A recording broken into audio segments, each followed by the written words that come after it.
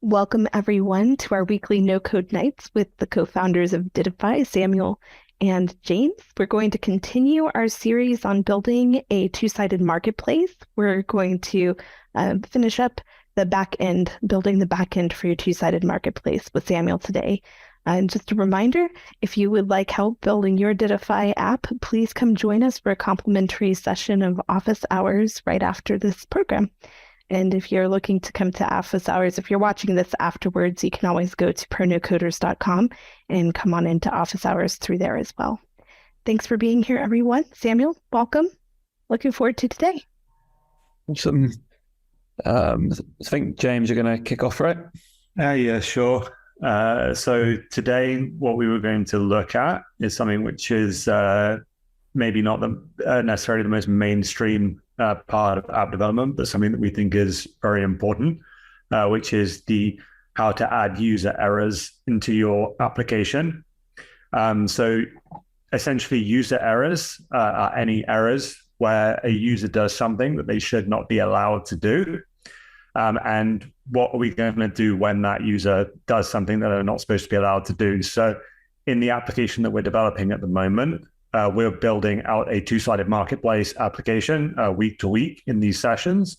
So the sorts of things that a user might try and do in a two-sided marketplace application are maybe they try and sign up with an incorrect email, username, or password. The user might also try to book a property that's already been booked. It could be another error that a user might make. And the user could also maybe try and cancel a booking that has already started. So these type of errors, when they come up in your app development, or when they come up in your application, you want to try and display something back to the user, which will try and help them out of being stuck at that particular point. And I've got the diagram on the left-hand side of the slide, which refers to these errors. So this is what the customer support desks often refer to as these user errors, which are the PPCAC errors, which rather derogatorily stands for problem exists between keyboard and computer. So that's just a little joke there. And if we go over to the next slide, Samuel. So error messages are something which are not talked about that much, but I've done a bit of research in the last week or so about the ways in which error messages can actually be developed to support your app development and some of the downsides of having bad error messages in your platform. So one thing that can be really bad when building an application or when having bad error messages are that they can effectively end up costing your business a lot of money.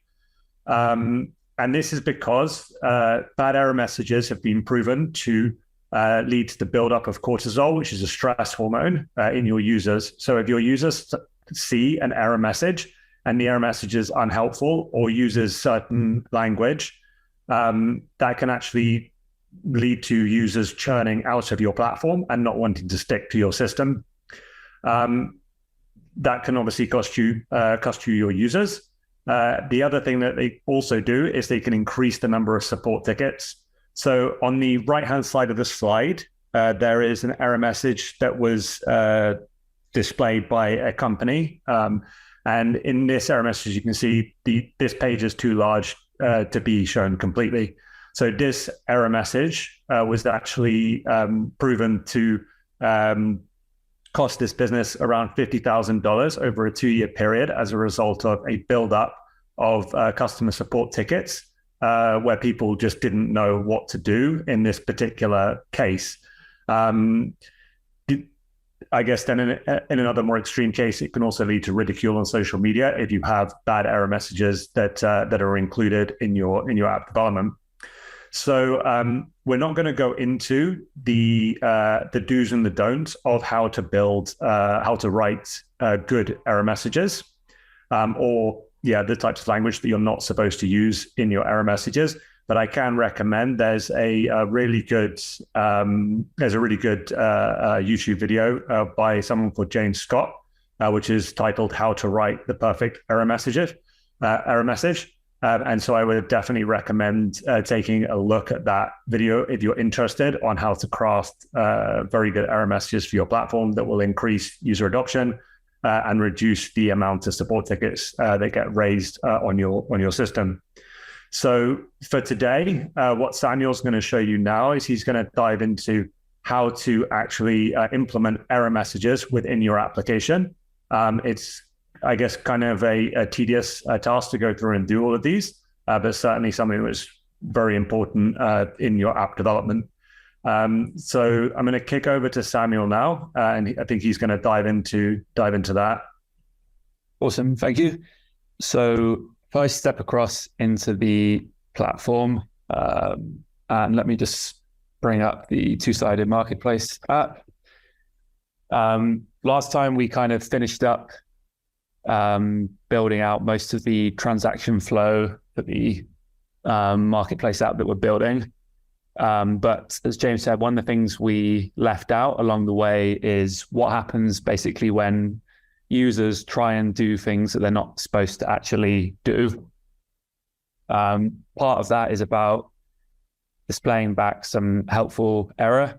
And the other part is about protecting your business logic for your application. So as an example, I'm just going to quickly walk through, as a quick reminder, some of the actions we added previously. And then we can kind of see where it's possible to do something that you're not really supposed to do and how we should try and handle that. So as a quick reminder, when the users want to come to your platform and then they want to make some kind of booking, let's say for like a rental property, like an Airbnb style booking, the first thing they're going to do is basically go via this create transaction backend action. What this is going to do is it's going to allow someone to pick a given listing that they want to book. So here we have a test listing. This could be a property that you want to book. So this action is going to let you pick one of these listings. You can also pick a start time and an end time for when you're going to be staying at that listing or at that property. And you can pick a number of seats. So this is the number of people that you want to be staying at this property, for example. So you could have like one person is requesting to stay at property 2 between these 2 dates. So we can just click run here. This is going to create a new transaction in our transactions table. So we can see we've got a new transaction here being requested for listing ID 2. So that was this given listing here. We can also see that this created a booking as well. So if we look in our bookings table, we had a booking created that's related to that new transaction, and that's requesting to book between these dates on 6th of June. So a couple of things that we can already see that could go wrong here are, firstly, right now I can come here and pick any start time and end time. So I could try and book something in the past, for example. It doesn't make any sense. So I could request a booking for last week. Other things that could go wrong are I could try and request a booking during a time where there's already another booking, so there's no availability left. Other things that could go wrong, or I could try and book a listing that doesn't actually exist, like if I try and book listing 3, for example. These are all like small errors that could take place in your application. Once the user's created that initial transaction and they've created the transaction for a given listing, we've created a booking for them. The next step in our kind of journey was we said the host can come and accept or decline that booking. Or alternatively, the person who originally made the booking can come and cancel it. So let's say that I wasn't happy with my choice. I wanted to cancel my booking. I would essentially be running this cancel booking option here.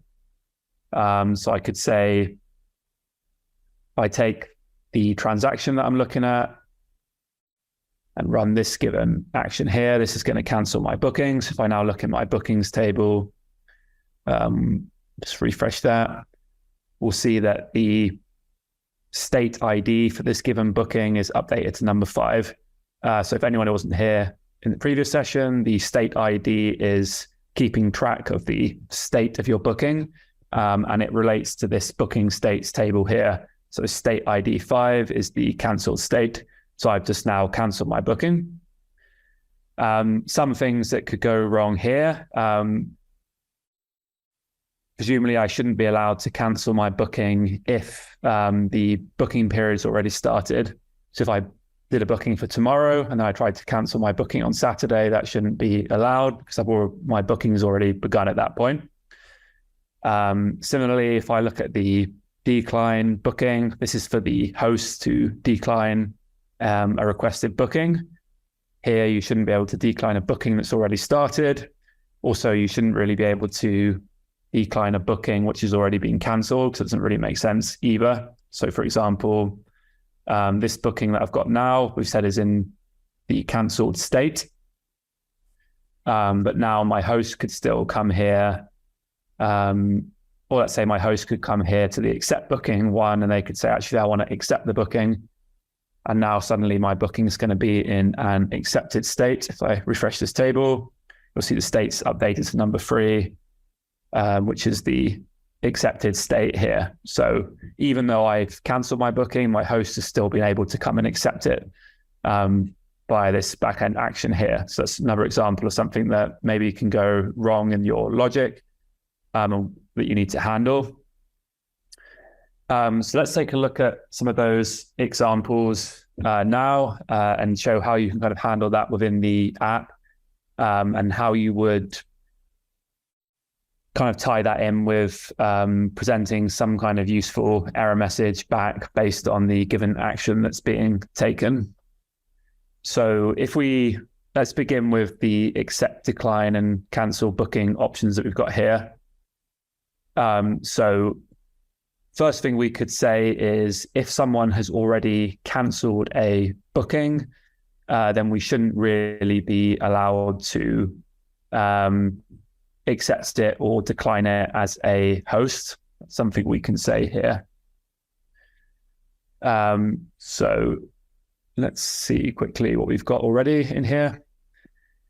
Okay, so in this accept booking action, what's happening in here is we're essentially updating the state ID of this given booking to one of these booking states. So we saw earlier, I updated it to cancel, and then I updated it to accepted. So we want to say something along the lines of, firstly, only the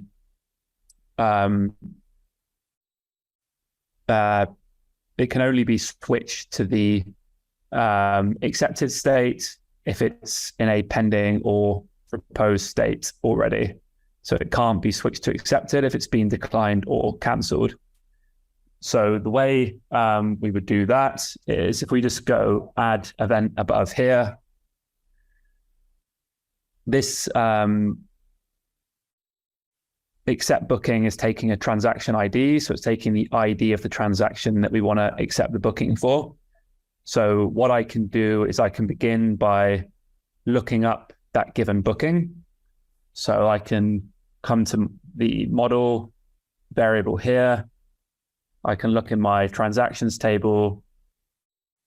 I can create a variable called transaction, and I can say where the ID of my transaction is equal to the transaction ID that I'm sending to this backend endpoint. So this is just going to look up the transaction that this whole booking is related to. Once I've looked up the transaction, I can then come and actually look in my bookings table. And I can look up the booking where the transaction ID is equal to the transaction ID that I'm sending to my endpoint as well. So this is the transaction that I'm dealing with, and this is the booking that I'm dealing with. So if I come back here, we have a transaction that we created, which is this transaction here, number 67, and then that's got a booking associated with it. You can see transaction ID 67, so that's the associated booking. So I'm just looking up that booking to begin with. Now that I've kind of got that booking, I've looked it up here. I've now got access to all of the information for that booking, so I can check the state of that booking. So generally, if we want to protect one of our actions from doing something it shouldn't do, then we're going to be using this return event here. And this return event allows us to exit a action based on a given condition. So it'll basically just terminate the action and undo anything that action might have tried to do. So my condition here could be, I want to exit this action when the booking state ID is not equal to booking state pending, or the booking state ID is not equal to booking state proposed. So I can only accept a booking when it's pending or proposed, in other words. If I try and accept a booking that's not in one of those states, then this action will get terminated. So this return event allows us to have some conditions to make sure that we can actually carry on with the action. If that condition is met, the action is going to end, and it's also going to allows us to return some custom message as well. So this is where James was kind of pointing out we'd have to put in some intuitive, user-friendly error message that's going to get returned from this. This is something which I guess more product manager focused people could work out what the exact message should be here. As a developer, I'm not so good at that. But for now, I could come and add, for example, a message up here, which could be something like, let's say, can only accept bookings in cancelled in pending or proposed status. That would be the expression, and this could be the error message. So, and then I can use this error message as my message and my data here. The status code is going to be a code that gets returned as well by this action, which tells other systems that this action has failed. If the action ran successfully, this status code will always return 200, but when it fails, you want to return some other status code. If I go to my global variables section here, I could create a number, which I'm going to call, what should I call this? Forbidden code, let's say, which should be 3. And I can then use this code as the code that's going to get returned. These status codes basically help other systems work out kind of what's gone wrong in this action here as well. And there's different codes that you could use depending on how your API is actually working. We can talk about that a bit more later on. For now, this will be like our first condition here. We're saying that the booking status is not equal to pending or proposed. For the other options, we've got decline booking and cancel booking. I think these are going to be the same as well. You can only decline a booking that's pending or proposed, and you can only cancel bookings that are pending and proposed. So we could put logic in for that as well, and then and any more that we need. Now though, let's just try, if I come here and add transaction ID is 67. And let's have a quick look at my bookings table. So we're currently in state 3. So let's see.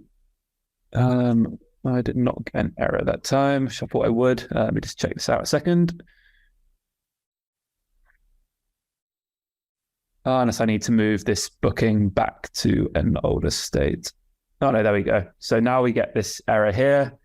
I've just tried to update this booking status to the accepted status, but it's not currently in the proposed or pending status. So we now get this error message back here. And you can see my 403 error code here. If I search for API error codes, there'll be some documents just on the internet which tell you kind of when you should use certain error codes in certain places as well. So for example, if something's unauthorized, you'd use like a 401, 403 code means forbidden, and so on.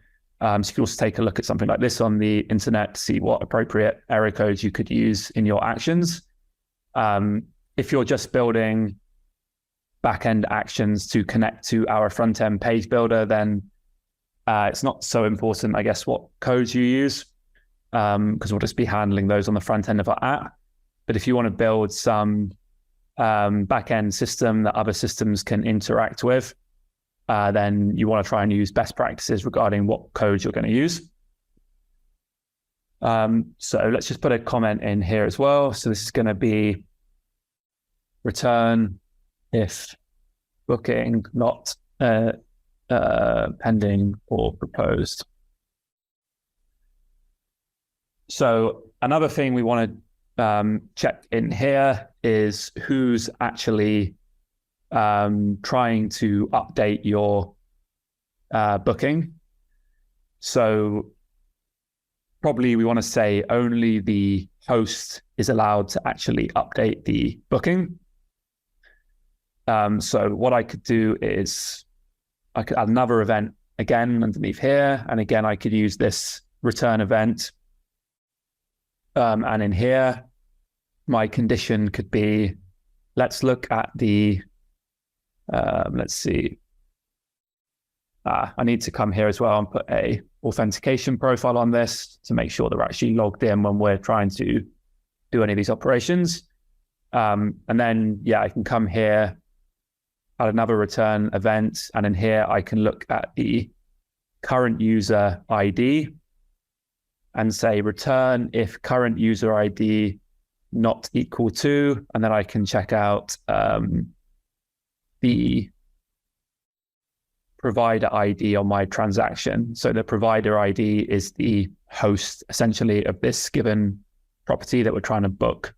So the provider is the host. So I'm saying return if the ID of the current user is not equal to the ID of the host, the ID of the provider. So here we're going to make sure that only the host can accept bookings. Again, you might want to use this forbidden code here. And then you might want to have a different error message in this case. If your error messages are going to be very specific, then you can create them up here. If they're going to be reused across multiple actions, then you might want to create global variable down here. So you could have something like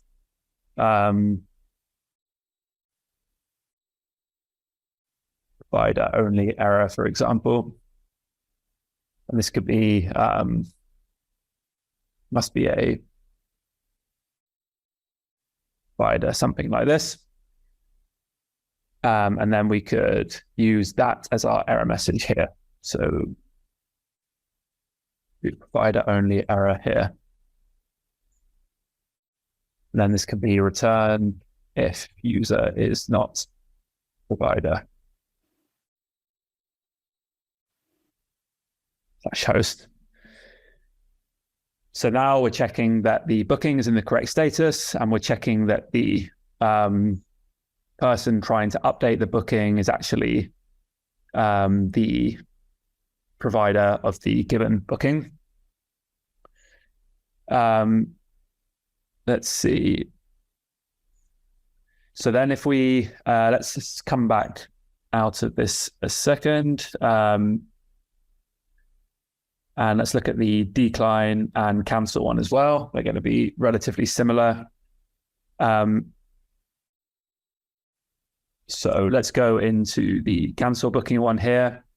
So the cancel booking action we were using for a customer to come and cancel a booking that they've tried to make. So if someone's tried to, if I've tried to book this given listing, for example, I might want to try and come and cancel that in a given time frame if I've kind of changed my mind about it. So again, your logic might be you can only cancel bookings if they're in a given status. So let's start off, do the same thing again. First thing we're going to do is we're going to look up the booking that we're dealing with. So I'm going to create a new variable of type model, and I'll call this booking. Look in my bookings table, and I'm going to say where transaction ID is equal to, and then again, this action takes a transaction ID as its input, so I can look up the booking based off that transaction ID. And then again, I can do a return event. And in this return event, I can say, let's kill this action if the booking state ID, again, is not equal to pending, and the booking state ID is not equal to proposed. Actually, this should be an and, shouldn't it? Yeah, so booking state ID is not equal to pending, and booking state ID is not equal to proposed. And again, I could add, let's say, status code forbidden, and I could add an error message here again, which could be booking must be or cannot, yeah. Similar to this, we could say can only cancel bookings in pending or proposed status. And that could be the message that I'm going to actually return from this. And then similarly, I could have another return event. Let me just comment this one. So this will be exit if booking state not pending or proposed. And then I could have a similar one, either above or below this. And again, I want to make sure that this is authenticated. So you have to be logged in to run this endpoint, this action. So I could do here another return event. And here I could say return if the current user ID is not equal to, and then I could check I want to look up the transaction actually. So let me just do that as well. Actually, yeah, sorry, wrong button. I'm going to delete these, and I'm going to add that transaction variable in the same place that I added the booking one previously. So let's come here and do model transaction, look in our transactions table where ID equals, and this is going to be the transaction ID that we're sending to our action again. And then I can add an event below here. And in this event, we're going to do that return event again. And this one's going to say return if, let's say, transaction customer ID this time is not equal to the current user ID. So only the customer on the transaction can actually come and cancel it. And this time we'll do a forbidden code again. And maybe this time we could create another global variable, which could be, let's say, error customer only.